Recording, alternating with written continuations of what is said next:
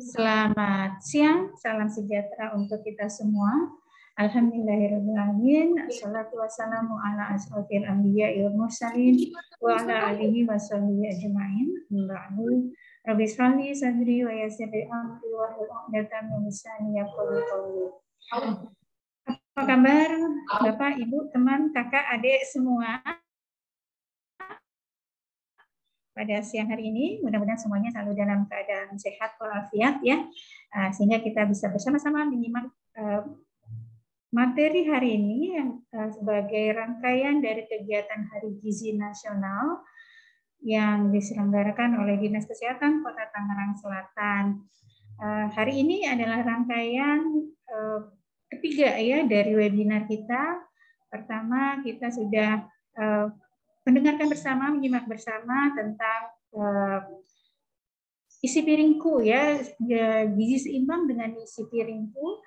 Dan kedua tentang SDDTK bagi balita dan anak prasekolah. Dan hari ini alhamdulillah kita bisa bersama bertemu kembali dalam kegiatan Hari Gizi Nasional, dan hari ini materinya yang akan disampaikan tentang pencegahan stunting dari sejak masa remaja ya. Salam dan salam tak lupa kita aturkan kepada junjungan Nabi besar Muhammad SAW beserta para sahabat, keluarga, dan semoga kita semua mendapatkan syafaatnya di akhir zaman. Baik, yang saya hormati, hari ini kita sudah hadir di tengah-tengah kita. Pemateri kita hari ini, narasumber kita pada siang hari ini, yaitu Dr. Siska Agustia ya. Mudah-mudahan nanti kita bisa menyimak bersama bagaimana sih mencegah stunting dari sejak masa remaja. Yang kita tahu bahwa dari sejak 1000 hari kehidupan bahwa seorang itu harus sudah terpantau ya pertumbuhan dan perkembangannya seorang bayi nanti masa balita. Tetapi ternyata bukan hanya dari sejak dalam kandungan persiapannya. Nah, dari sejak remaja, nanti kita akan simak nih bagaimana persiapan di masa remaja supaya nantinya menjadi untuk wanita yang menjadi ibu yang sehat, yang siap nanti pada saat kehamilannya bisa menjadikan bayinya tumbuh dan berkembang dengan baik dan sehat sehingga tidak menjadi stunting. Baik, saya sampaikan dulu tentang CV dari narasumber kita pada siang hari ini. Izin share screen.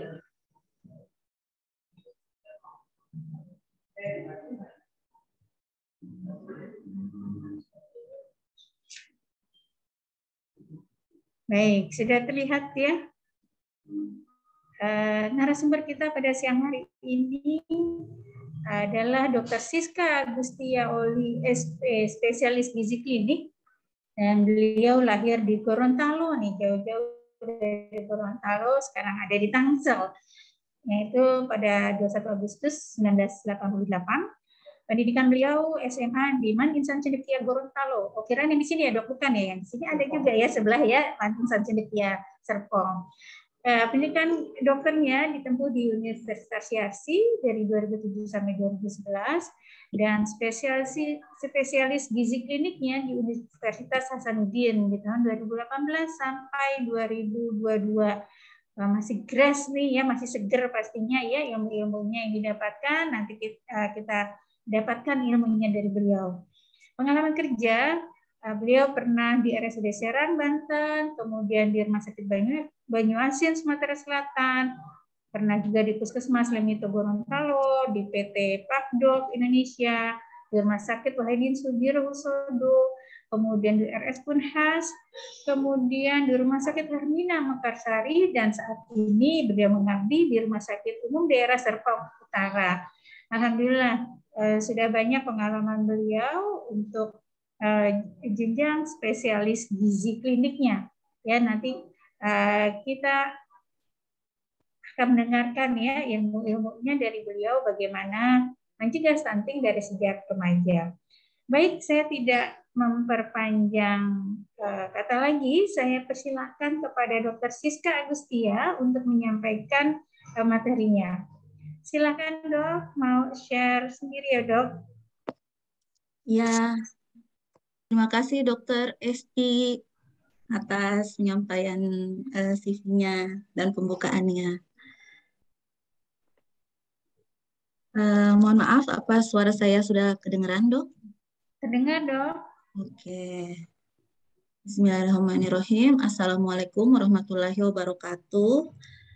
Assalamualaikum warahmatullahi wabarakatuh.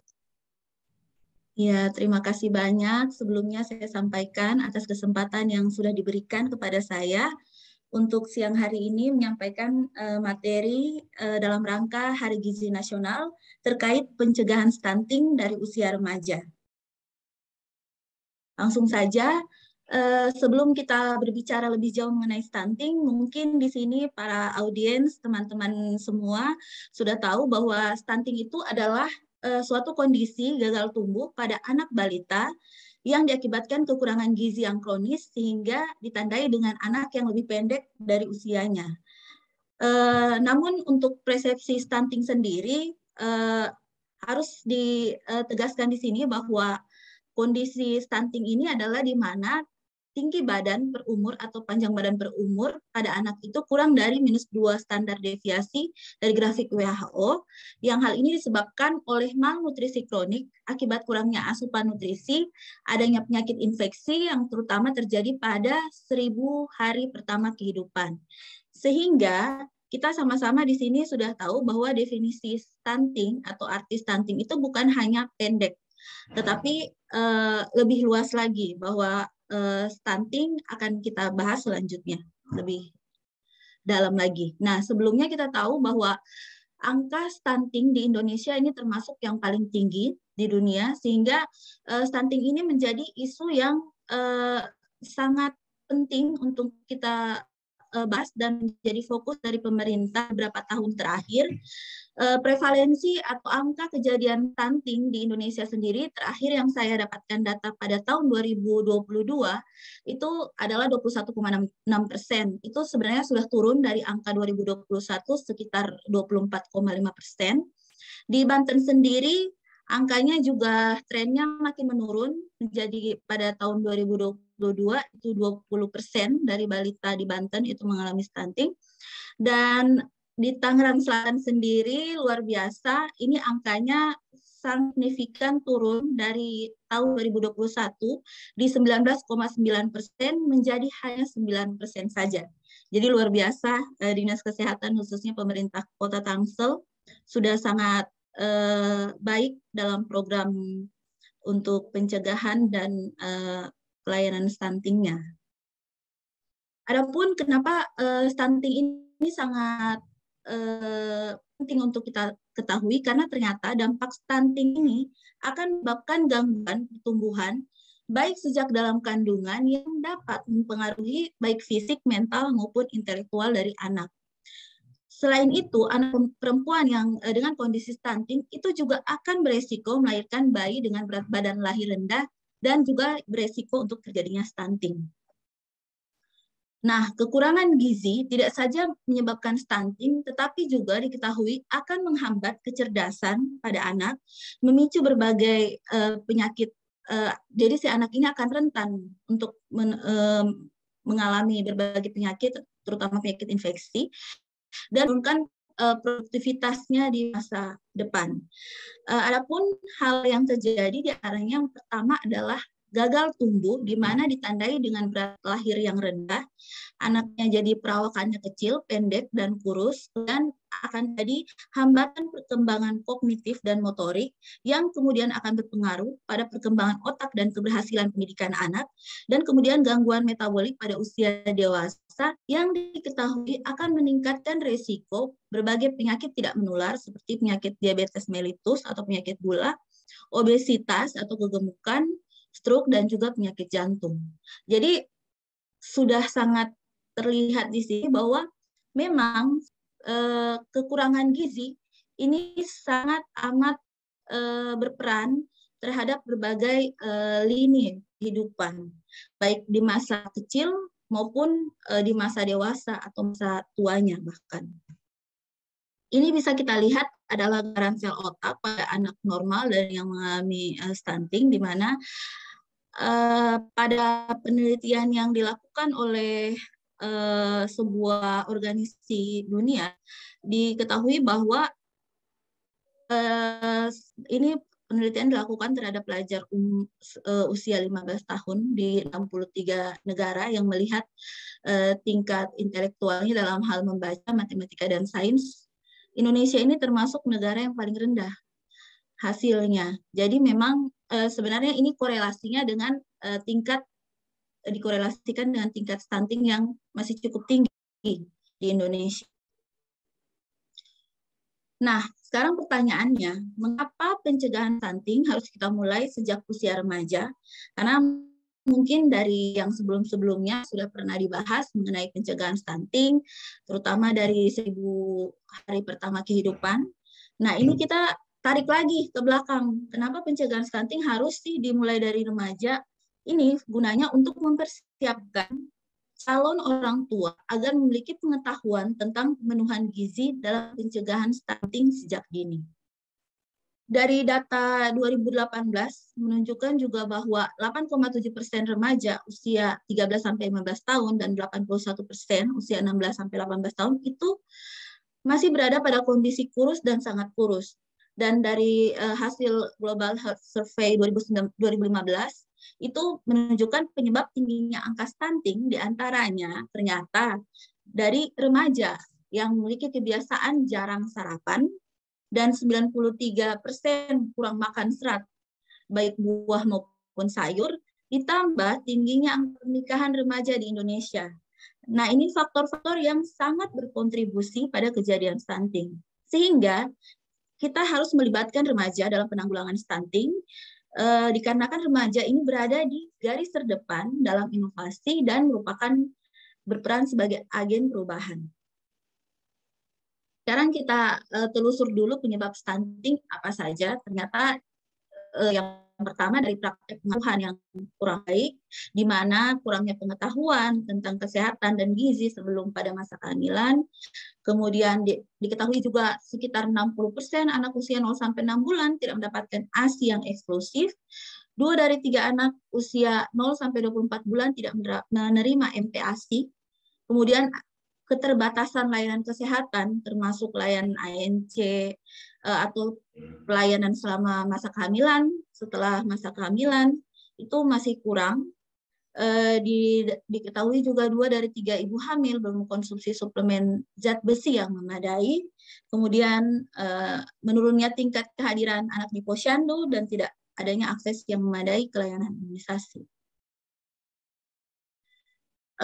Selain itu, kurang akses makanan yang bergizi, di mana 1 dari 3 ibu hamil diketahui mengalami anemia, dan makanan bergizi yang identik dengan mahal, padahal sebetulnya tidak. Seperti mungkin kalau yang menyimak dari awal, ada tadi iklan yang dibuat oleh Dinas Kesehatan bahwa kita harus memberdayakan makanan-makanan bergizi khususnya dari pangan lokal, karena memang selain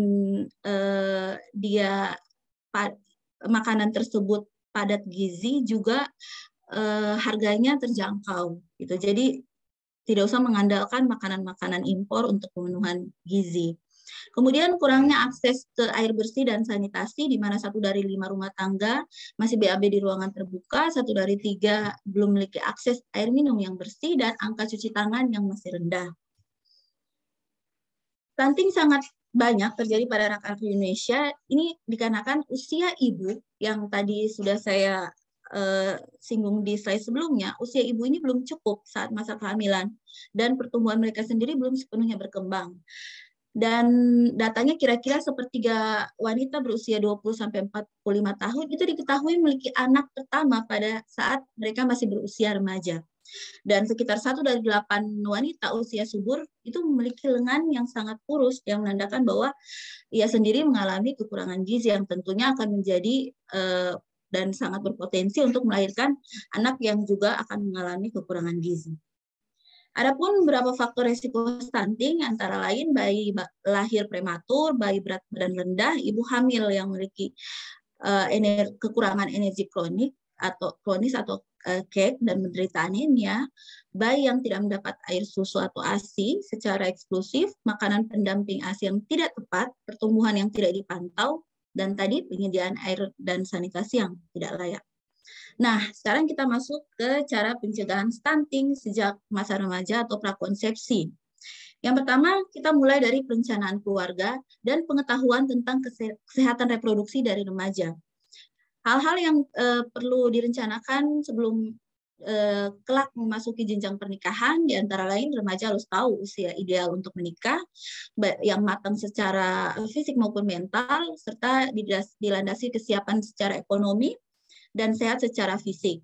Dengan perencanaan keluarga ini akan kita bisa menghindari pernikahan dini atau pernikahan anak usia dini yang dapat menghasilkan keturunan atau bayi stunting, dan kita harus kembali menggaungkan tagline dari BKKBN bahwa berencana itu keren. Kemudian kemudian kita harus lebih sering untuk memberikan penyuluhan kepada remaja untuk mengenai hal-hal ini agar kelak remaja-remaja ini akan menghasilkan keturunan yang sehat dan mempunyai kecerdasan yang baik. Di mana usia yang tepat untuk bereproduksi secara sehat itu range-nya di antara usia 21 sampai 35 tahun untuk perempuan. Jadi sebetulnya untuk hamil di bawah itu kurang bagus. Jadi kita harus kembali bersama-sama memberikan pencerahan kepada para remaja untuk bisa nanti kelak merencanakan masa reproduksinya. Kemudian yang kedua, menerapkan pola makanan bergizi seimbang dan untuk pencegahan anemia, di mana kita bersama harus menghindari kebiasaan makan yang kurang baik, seperti melewatkan sarapan. Ini banyak dilakukan oleh remaja, seperti penelitian yang sudah dipaparkan sebelumnya, bahwa remaja itu sering sekali melewatkan sarapan, kemudian atau makan malam, kemudian mengkonsumsi makanan cepat saji atau fast food, dan makanan yang rendah nutrisi atau junk food, sehingga masa remaja ini rentan sekali untuk mengalami defisit berbagai makro dan mikronutrien.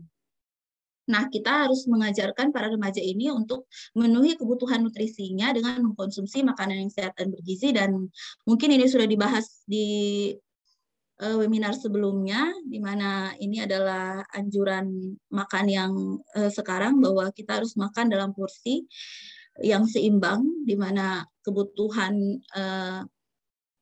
energi harus sesuai, dan komposisinya juga harus disesuaikan, baik komposisi karbohidrat, protein, lemak, dan juga serat.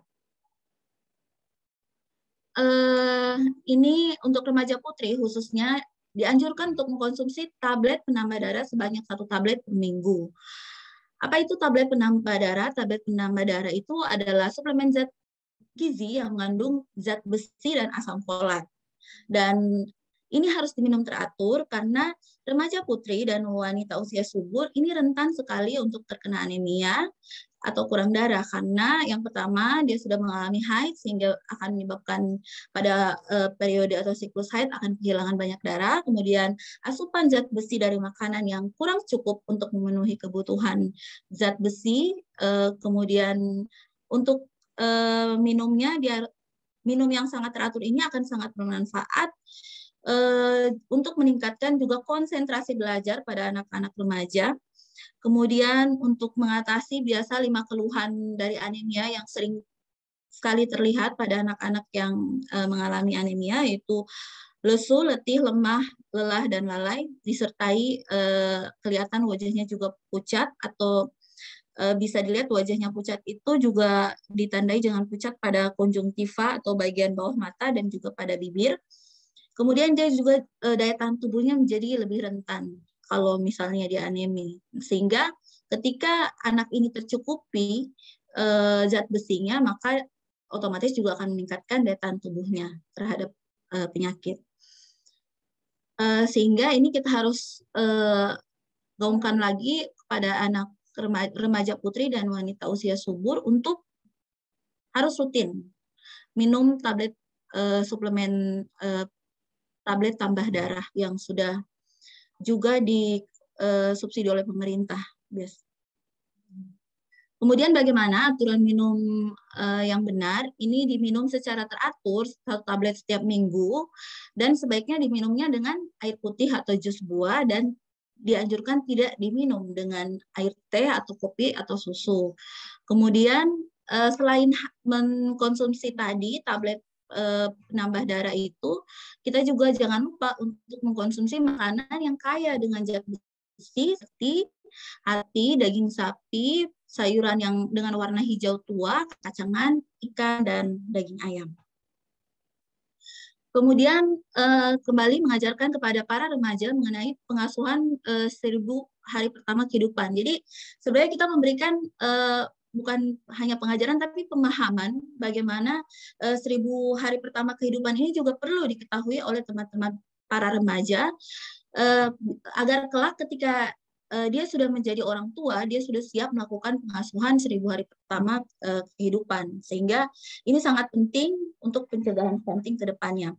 Itu 1000 hari pertama kehidupan mungkin sedikit saya singgung bahwa ini adalah 9 bulan dalam kandungan, yaitu 270 hari. Kemudian 1 tahun sampai 2 tahun kelahiran, sehingga totalnya menjadi 1000 hari awal kehidupan. Kenapa ini penting? Karena ini adalah periode emas, di mana saat periode ini terjadi pertumbuhan otak yang sangat pesat yang mendukung seluruh proses pertumbuhan anak dengan sempurna. Terjadinya gizi kurang atau kurang gizi pada 1000 hari pertama kehidupan akan menyebabkan kerusakan otak yang permanen, di mana ini sulit untuk diperbaiki di masa depan. Jadi perkembangan otaknya tidak akan maksimal. Di sini kita lihat bahwa sel otak yang normal itu terlihat serabut sarafnya berkembang, sementara yang mengalami kekurangan gizi, serabut sarafnya menjadi terbatas.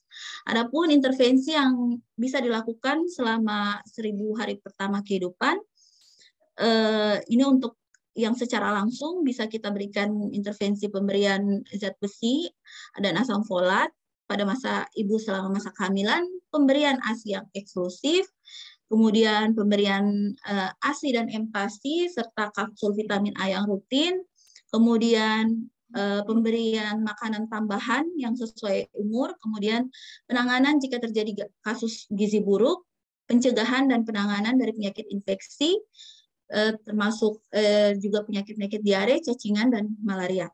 Kemudian yang intervensi yang secara tidak langsung, ini kita harus mempermudah akses pangan yang bergizi untuk semua, kemudian meningkatkan akses terhadap air bersih dan sanitasi, kemudian untuk tadi program keluarga berencana dan juga program perlindungan sosial untuk jaminan kesehatan untuk seluruh. Dan untuk stunting sendiri kita harus pahami bahwa stunting ini adalah sebuah siklus, sehingga pentingnya para remaja atau calon ibu untuk memiliki gizi yang baik, karena ketika dia sudah mengalami gizi yang kurang semenjak masa remaja, maka dia akan jatuh pada status malnutrisi, dan ketika ketika ibu ini hamil dengan status malnutrisi, maka tentu saja anak atau bayi yang dihasilkan oleh ibu ini akan menjadi bayi atau anak yang mengalami kekurangan gizi dan sangat amat beresiko untuk terjadi stunting. Dan siklus ini akan terus berulang, sehingga memang mata rantainya harus kita putus bersama dengan penanganan stunting yang komprehensif, melibatkan seluruh elemen dan dimulai sejak dini. Cegah stunting sejak dini.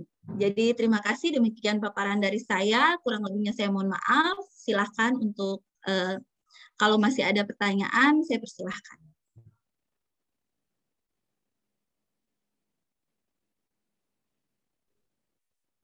Baik, terima kasih Dr. Siska. Tadi materi telah disampaikan, ya ternyata memang untuk memutus mata rantai stunting nggak cukup ya dok, dari sejak masa balita baru ditangani, tapi perlu persiapan dari sejak dini, bahkan dari sejak remaja, agar tidak terjadi balita nantinya yang stunting.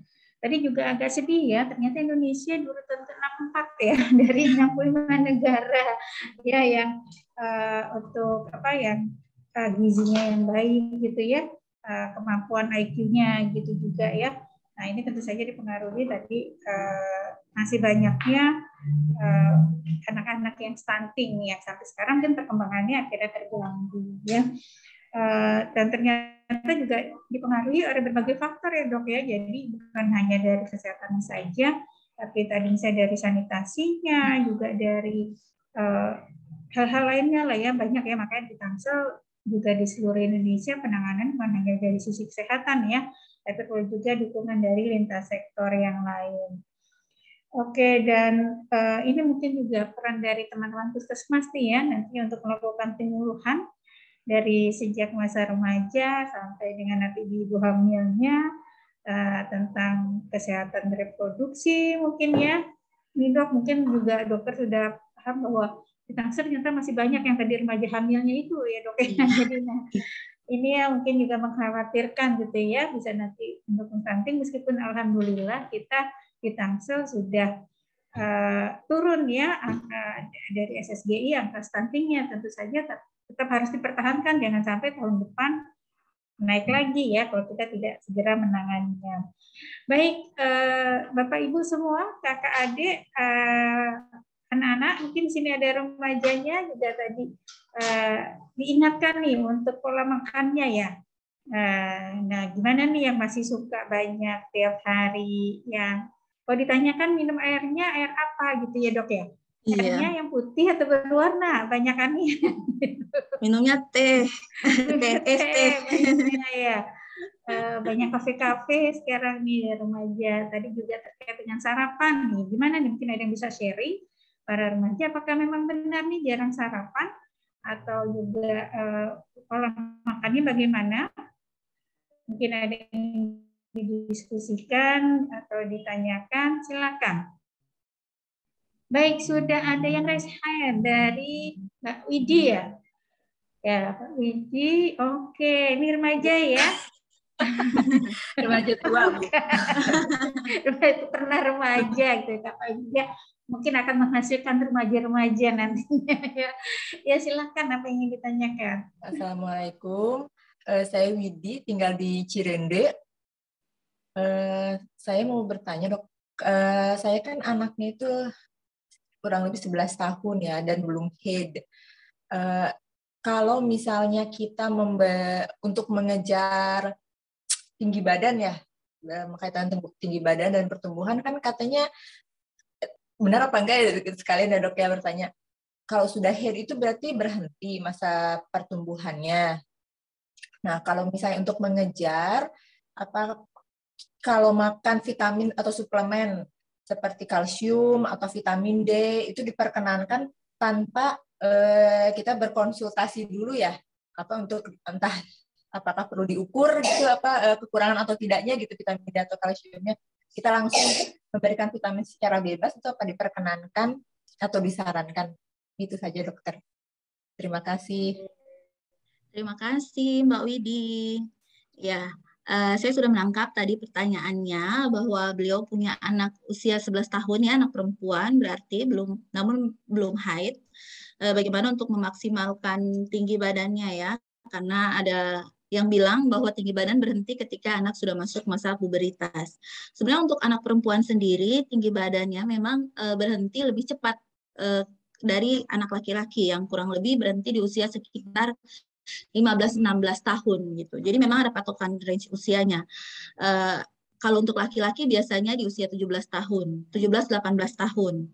Jadi memang itu adalah usia maksimal di mana memang biasanya tinggi badan anak sudah tidak bisa bertambah lagi. Jadi memang patokannya sebenarnya bukan sudah menstruasi atau tidak, tetapi lebih ke usia. Kemudian bagaimana untuk memaksimalkan tinggi badan? Apakah bisa dengan menambahkan suplementasi? Sebenarnya kita harus ingat dulu bahwa tinggi badan ini dipengaruhi oleh beberapa faktor. Jadi tinggi badan pada anak itu dipengaruhi oleh beberapa faktor, diantaranya faktor genetik, kemudian faktor nutrisi, faktor aktivitas, dan juga lifestyle-nya anak itu. Nah, yang pertama adalah faktor genetik, di mana memang kita harus lihat juga genetik dari kedua orang tuanya, dan itu akan juga turut mempengaruhi karena memang ada yang namanya gen HMGA2 itu dia mempengaruhi genetik tinggi pada anak.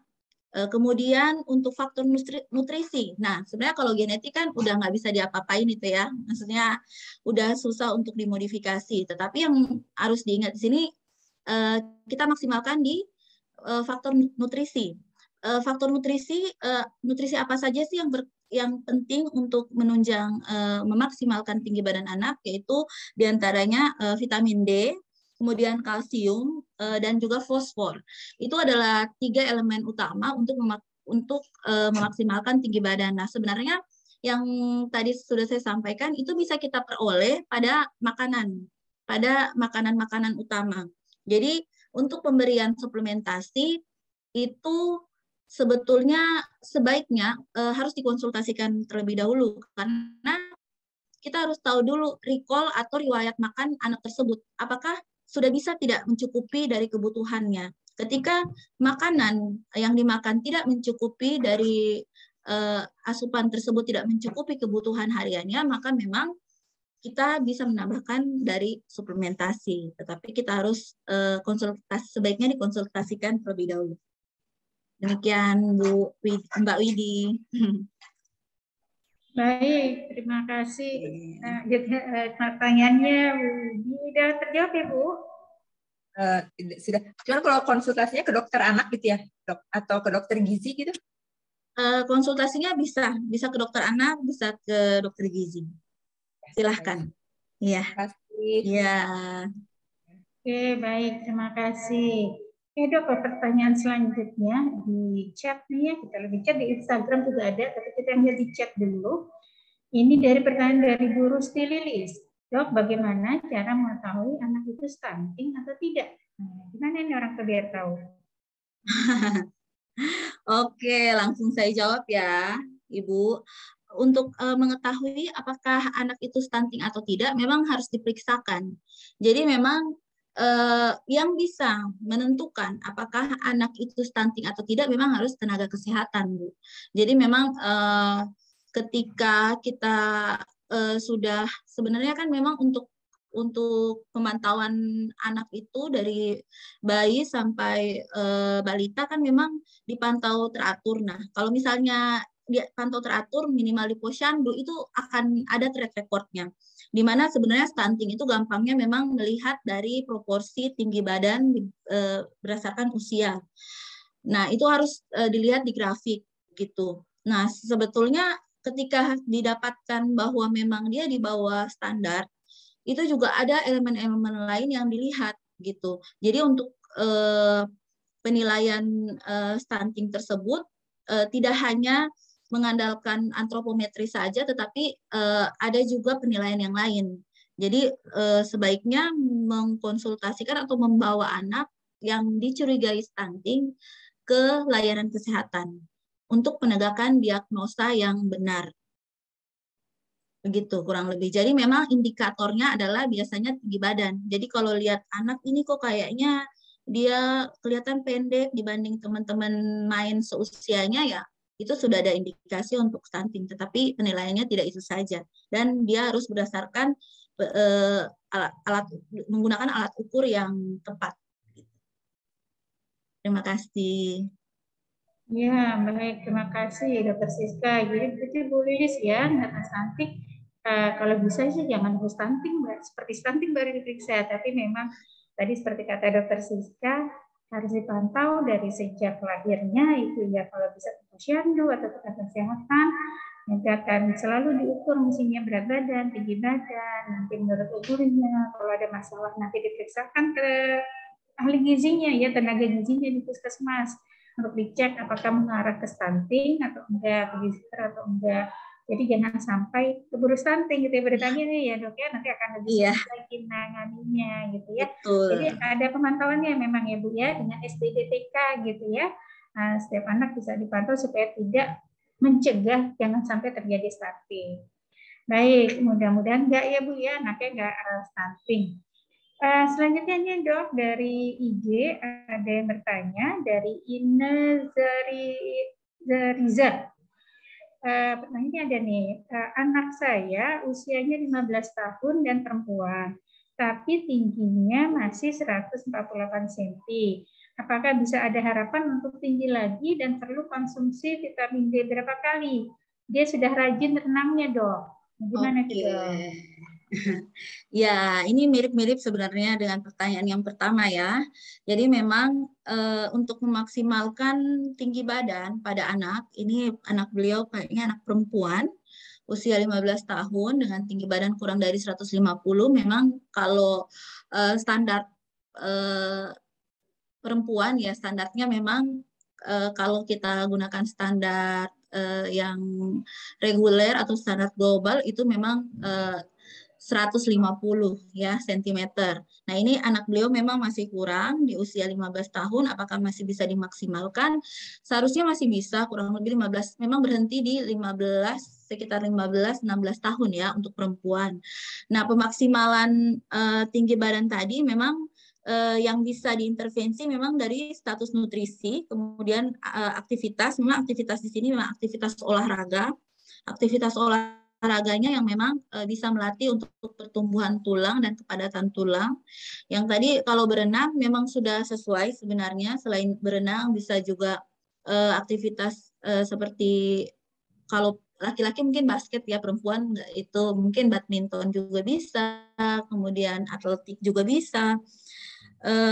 Nah, kalau dari olahraganya sudah maksimal, berarti sekarang kita lihat lagi ke makanan, Bu. Jadi ke makanan itu yang paling dasar kita harus menilai dulu memang asupan makan anak ibu itu apakah sudah sesuai atau tidak. Jadi kita memang penilaian asupan makan itu memang harus dilakukan oleh tenaga profesional, minimal oleh ahli gizi. Nah, itu bisa dinilai bagaimana asupan hariannya, apakah sudah cukup atau tidak untuk memenuhi kebutuhan kalori minimal atau kalori yang ideal, kemudian komposisinya, makro mikronutrien yang sesuai. Karena kita lihat lagi, untuk tinggi badan juga dipengaruhi oleh beberapa mikronutrien yang esensial seperti tadi saya sebutkan tadi vitamin kecukupan vitamin D, kemudian kalsium dan juga fosfor. Nah, penggunaan suplementasi itu bisa digunakan ketika memang didapati secara asupan tidak adekuat. Jadi memang sebenarnya kita nggak boleh langsung berasumsi atau berpersepsi bahwa ya pasti harus diberikan suplementasi. Sebenarnya kalau dari makanan adekuat, suplementasi itu tidak perlu. Jadi kalau dari asupan yang adekuat, kita tidak perlu menambahkan suplementasi tambahan. Jadi memang yang paling penting adalah memastikan asupan makannya adekuat dan komposisinya sesuai begitu. Untuk pemberian suplementasi nanti selanjutnya bisa dikonsultasikan dengan dokter atau tenaga kesehatan yang paling dekat lah, yang ketika sudah dinilai tadi asupannya secara asupan memang tidak adekuat begitu, Bu. Dan juga karena kita harus ingat bahwa pemberian suplementasi itu ada dosisnya, jadi memang harus disesuaikan dengan kebutuhan si anak gitu. Terima kasih. Baik, terima kasih dok. Ya, jadi tetap berhati-hati dalam minum obat ya. Kalau makan udah cukup sih, sebenarnya nggak usah ya dok ya. Iya, betul. Oke. Sekarang tinggal bagaimana pola makannya. Iya. Oke dok. Pertanyaan selanjutnya nih dari Uswatun Hasanah ya. Pertanyaannya dok, bagaimana cara mengatasi remaja yang suka diet tidak sehat? Karena mereka khawatir akan berat badan berlebih dan body shaming yang sedang marak. Wah, ini ada ini juga nih ya, kekerasan tuh kalau body shamingnya. Iya. Oke, gimana dok yang dia tidak sehat? Oke, ini memang seperti sudah disinggung juga pada penyampaian saya yang tadi bahwa memang remaja itu identik dengan pola makan yang kurang baik. Makin ke sini kayaknya udah makin bergeser nih pola makannya. Mungkin kalau kita belajar pada ibu atau pada nenek ya, tanya mungkin si remaja itu bagaimana pola makan beliau-beliau terdahulu pasti sudah berbeda sekali dengan zaman sekarang. Itu sebenarnya memang tidak bisa dihindari karena memang faktor perkembangan zaman di mana memang makanan-makanan zaman now itu cenderung cepat saji dan juga sangat mudah didapatkan. Apalagi dengan adanya layanan GoFood dan GrabFood gitu yang memudahkan akses teman-teman atau khususnya teman-teman remaja untuk mendapatkan makanan-makanan yang tadi yang bersifat fast food dan junk food, makanan cepat saji dan kurang nutrisinya. Nah, kemudian akibatnya adalah sebenarnya kalau mau saya jawab lebih dalam lagi, itu sebenarnya juga satu mata rantai di mana kebiasaan makan yang tidak baik atau yang kurang baik tadi akan menyebabkan si remaja tadi rentan untuk terjadi obesitas. Karena apa? Kebiasaan makan yang tadi itu kan memang dia gizinya kurang tapi tinggi kalori. Nah, kalori yang tinggi ini, asupan kalori yang berlebih dan ditambah lagi kebiasaan remaja yang kurang gerak, karena terkait lagi zaman sekarang semua apa-apa serba gadget, jadi udah asik mainnya sama gadget, nggak gerak. Beda sama remaja-remaja dulu yang mungkin aktivitas fisiknya jauh lebih banyak, permainan-permainan interaktifnya jauh lebih banyak, sehingga tadi udah makannya tinggi kalori, aktivitas fisiknya minimal, sehingga mudah untuk terjadi obesitas. Nah, ketika terjadi obesitas, pasti stres kan, karena memang itu akan mempengaruhi cara pandang dia terhadap diri sendiri dan juga penilaian dari eksternal. Sehingga cenderung si remaja ini akan secara ekstrim untuk mengurangi makan. Nah, dia akan diet, dan dietnya ini diet yang kurang tepat, di mana dia biasa men-skip makan pagi dan makan malam. Akibatnya ya tadi, dia kadang gini, men-skip makan pagi, makan malam, tetapi mungkin makan siangnya berlebih karena cover ya, misalnya mikirnya, udah saya nggak makan pagi, nggak mau makan malam, tapi ya udah makan siangnya, ya jadinya malah kayak ukurannya bisa dia malah mengcover makanan yang lain, atau dia menggantinya dengan snack tinggi kalori, tinggi lemak. Jadi memang bukannya dia jadi langsing, tetapi malah kurang gizi, malnutrisi, karena memang kesalahan pola makan yang tadi. Jadi memang yang paling dasar yang bisa kita lakukan pada kondisi seperti ini adalah pertama memberikan pemahaman kepada remaja mengenai bagaimana sih cara makan yang baik, cara mengenai jenis makanan yang baik, jumlah makan yang baik, waktu makan yang baik. Jadi memang remaja ini nggak boleh kita biarkan jatuh pada kondisi malnutrisi. Malnutrisi ini bukan cuma kekurangan energi, bisa juga kelebihan. Jadi malnutrisi ini ketidakseimbangan nutrisi, entah dia lebih, entah dia kurang. Nah, untuk remaja memang harus pertama kita berikan kesadaran dulu mengenai bagaimana prinsip makan yang benar. Kemudian jika memang dirasakan perlu penanganan khusus, memang harus dibawa kepada sarana kesehatan terdekat. Jadi untuk mendapatkan penanganan yang lebih spesifik.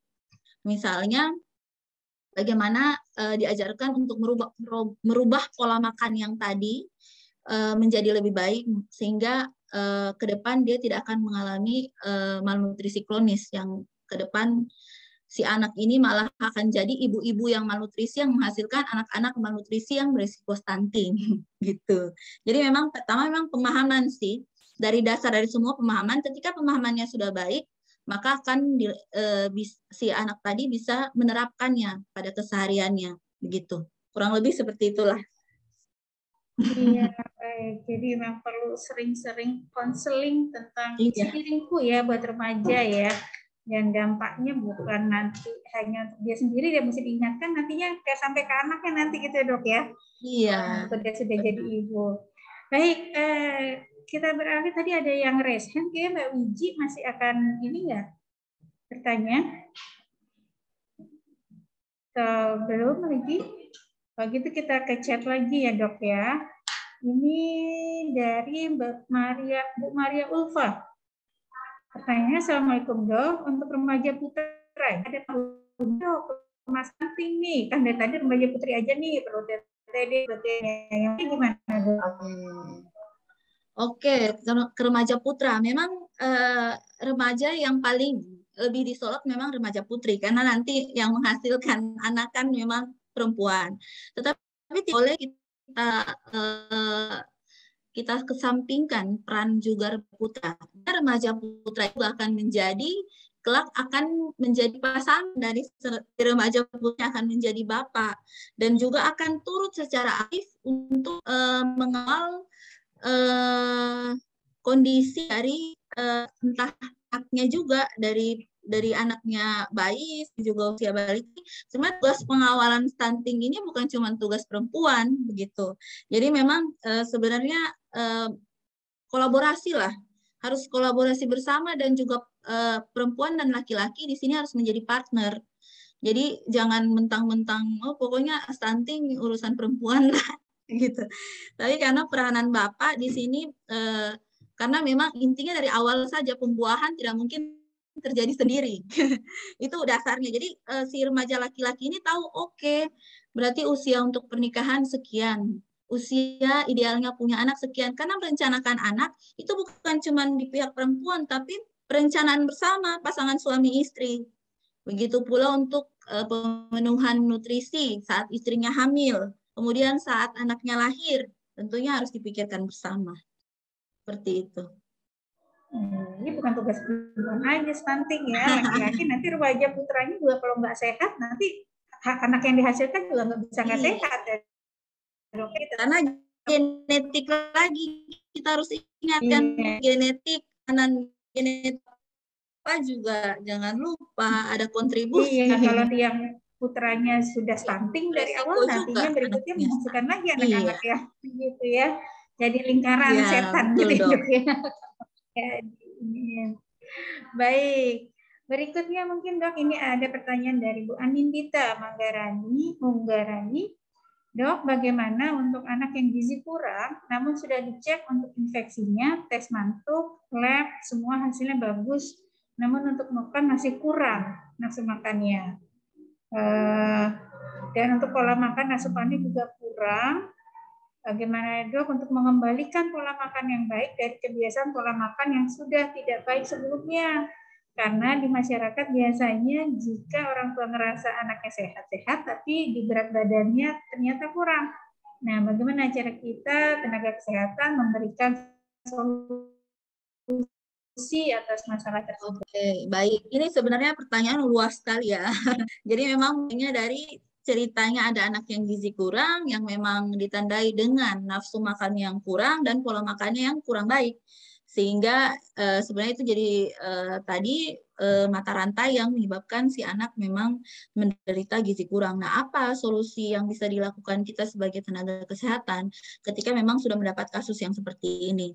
Berarti yang pertama memang kita harus men-screening dulu. Sebenarnya definisi gizi kurang seberapa banyak, kemudian juga memang harus nanti ditarget. Oke, gizi kurang, kemudian misalnya defisitnya berapa senti atau berat badannya kurang berapa kilo. Nah, itu bisa dikejar dengan cara tadi memang yang bisa kita intervensi dua tadi, balik lagi ke nutrisi dan juga aktivitas fisik. Jadi memang untuk nutrisi gimana? Sementara anaknya kurang makan, pola makannya juga berantakan atau kurang baik. Itu memang perlu kerjasama antara kita dengan orang tua. Enggak ada gunanya dari tenaga kesehatan kita udah cuap-cuap seperti ini, seperti itu, tapi aplikatifnya ya tetap balik lagi kepada orang tua.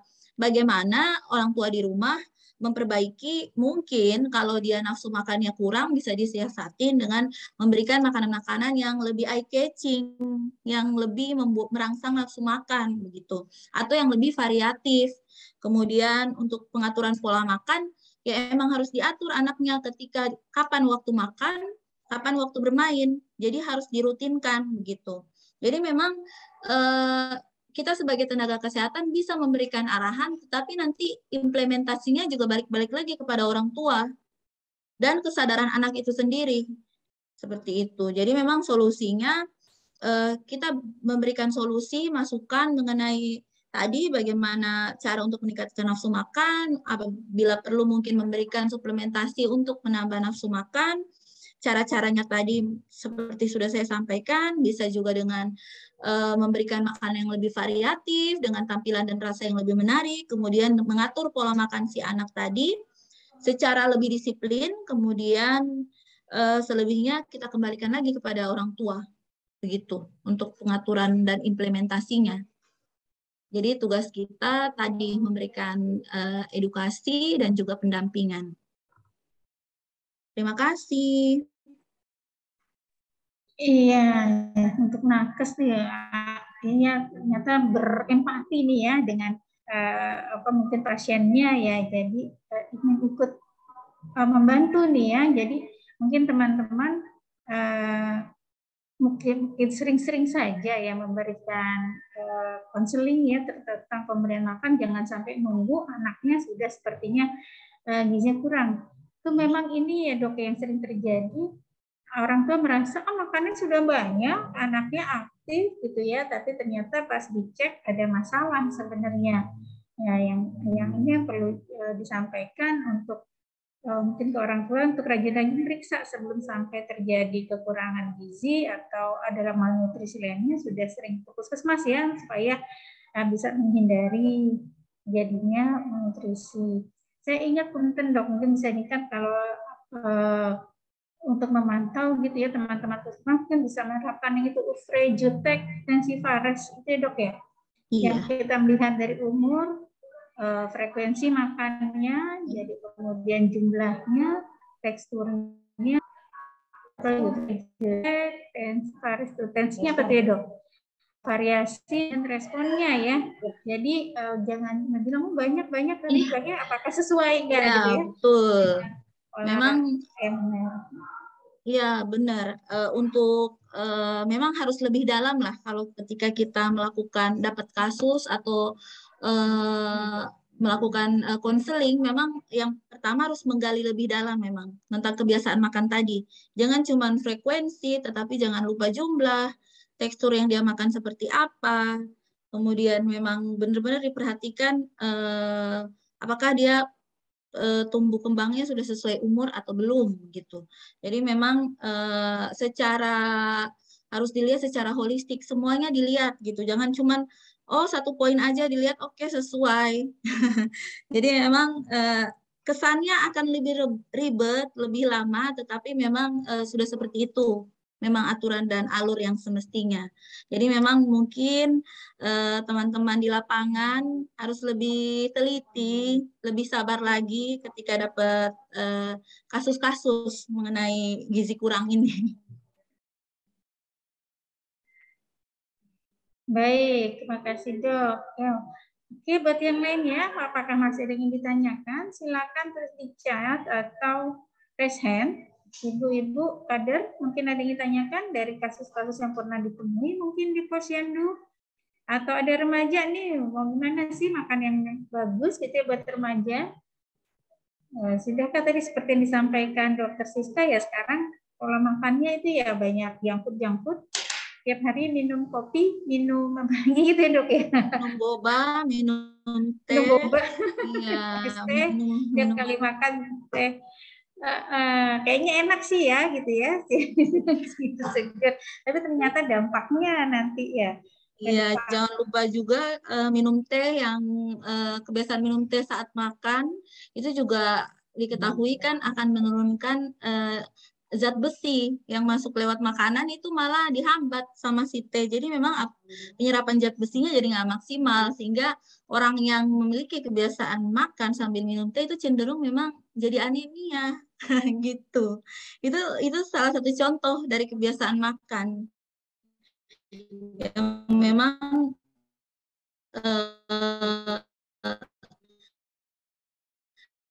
jadi tren di kalangan seperti itu, yang malah tanpa diketahui akan menyebabkan absorpsi dari zat-zat atau nutrisinya jadi nggak maksimal. Jadi kurang tepat ya dok kalau ngikutin iklan itu ya dok ya? Apapun iya. makanannya. Minumnya air putih. Minumnya air putih, ya makan air putih yang sehat. Oke, baik, silakan, masih ada waktu yang ingin bertanya atau nulis di chat atau raise hand. Kakak-kakak, adik-adik, bapak ibu semua. Ada satu lagi nih di chat, kita lihat tuh. Nah, ini ada Ibu Muslimah dari Posyandu. Assalamualaikum dok. Kalau anak sampai dengan terjadi stunting, apa masih bisa diperbaiki? Ya, Gimana, Dok? oke. Terima kasih Bu Muslimah untuk pertanyaannya. Jadi apakah ketika anak sudah didiagnosa stunting itu masih bisa diobati?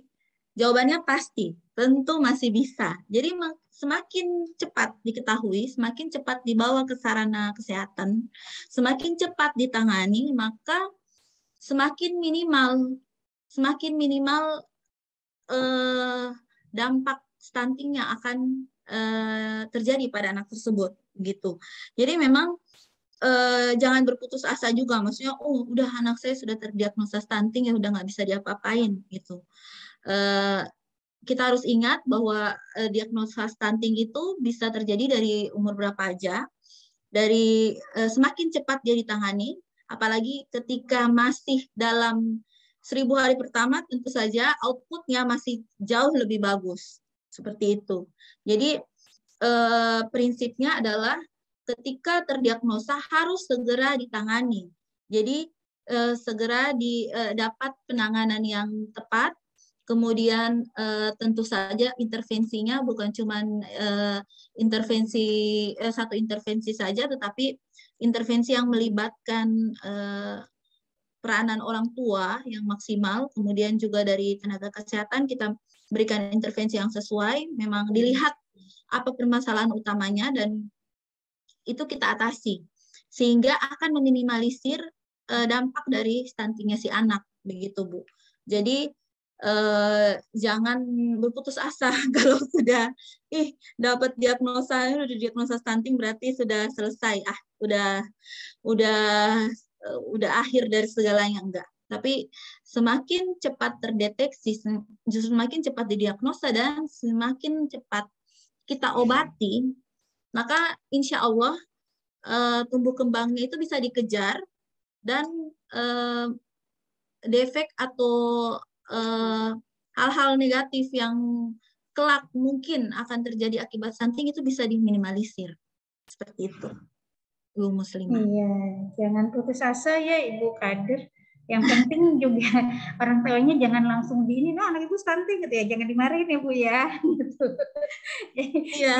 Dulu supaya bisa terus mau dipantau gitu ya, dan berikan konseling. Jangan dudung dulu nanti orang tuanya bilang anaknya stunting. Yang penting itu mencegah ya dari awal. Betul. Ya, makasih. Masih apakah ada yang ini tanyakan lagi? Atau mau didiskusikan? Yang masih mau raise hand? Baik, kalau sudah tidak ada, mungkin sebelum kita akhirin kegiatan ini, ada hal yang ingin disampaikan lagi sebagai pesan-pesan terakhir, Dok, sebelum meninggalkan Zoom yang fana ini. Mungkin take home message ya Dok ya, untuk teman-teman semua, baik tenaga kesehatan maupun kader maupun teman-teman remaja yang mungkin masih bergabung. Kembali saya ingatkan bahwa stunting ini memerlukan penanganan yang bukan hanya dari satu aspek atau satu sisi saja, tapi ini adalah penanganan yang holistik yang melibatkan multidisiplin, keterlibatan kita semua sebagai baik keluarga masyarakat, tenaga kesehatan, untuk bagaimana kita bersama-sama mencegah atau mengendalikan angka stunting di sekitar kita. Seperti itu, dan ini adalah satu mata rantai yang nggak akan putus. Jadi memang cara memutuskannya memang kita harus mulai sejak dini, sehingga penyuluhan ini luar biasa. Bagaimana kita mengendalikan stunting, memberikan pemahaman bahwa stunting ini bisa pencegahannya bahkan dari remaja, dari si anak memasuki usia puberitas sampai kelak dia menjadi ibu. Kemudian begitu pula keterlibatan semua pihak untuk bersama-sama untuk mencegah stunting, sehingga kita bersama dapat menurunkan angka stunting di Indonesia. Kalau bisa bukan cuma menurunkan presentasi, tapi jangan ada stunting di antara kita.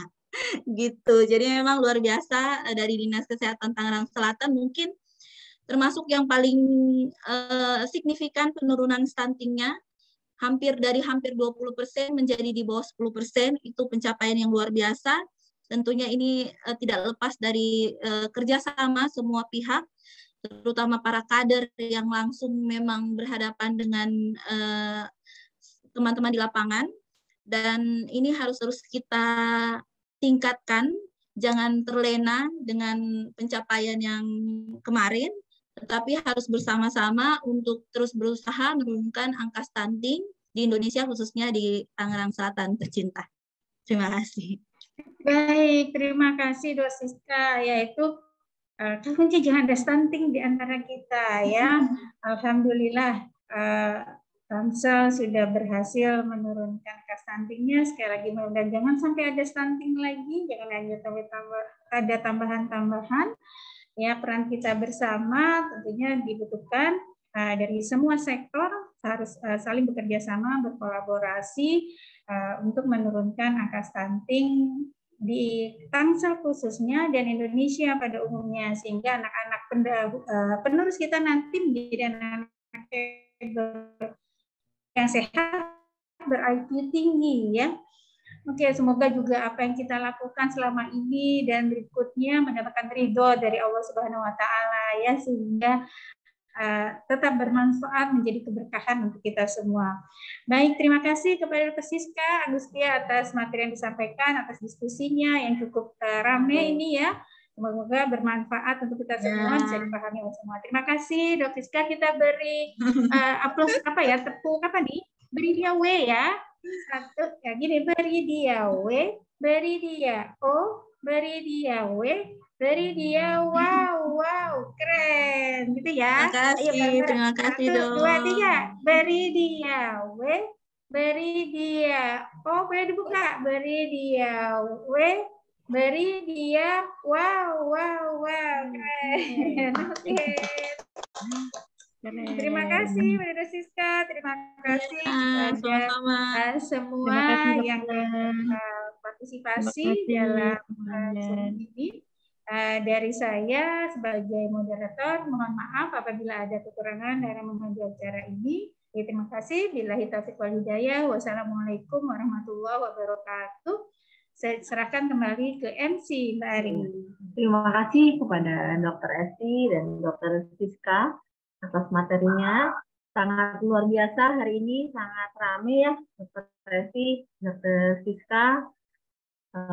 Untuk kegiatan hari ini akan saya akhiri. Terima kasih atas kehadirannya Bapak Ibu semuanya.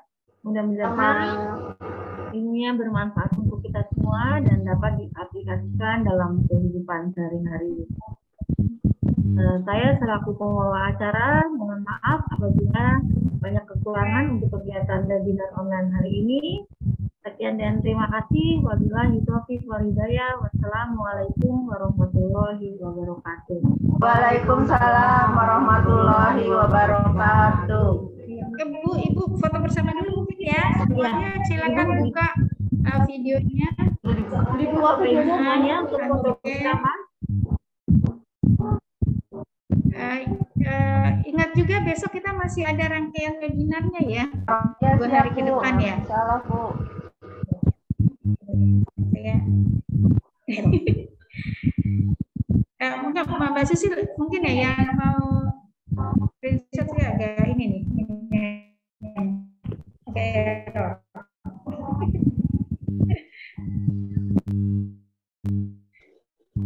Kita di sini ada 2 slide. Kita mulai dari slide pertama ya.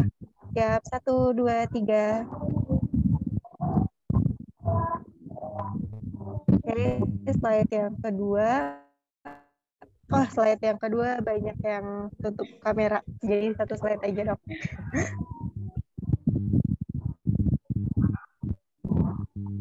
Sudah ya? Oke, terima kasih semua. Sampai ketemu lagi besok ya. Terima kasih Bapak Ibu semuanya. kasih. Sama Ibu. Live. Ya, jangan lupa isi absensinya.